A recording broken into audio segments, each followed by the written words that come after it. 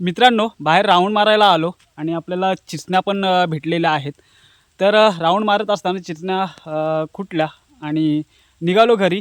तर आता पाऊस येतोय, कडक ऊन पडलाय, ऑक्टोबर हीटचा कडक ऊन आणि वरती ढगसुद्धा नाहीत, तरी पण पाऊस येतोय. तुम्ही बघा, हा बघा, हा सूर्य आहे आणि वरती आकाशामध्ये पाण्याचे ढग दिसतच नाही. माणूस जिथपासून या निसर्गाचा ऱ्हास करायला लागला ना, तिथपासून हा कालचक्र बदलला आहे.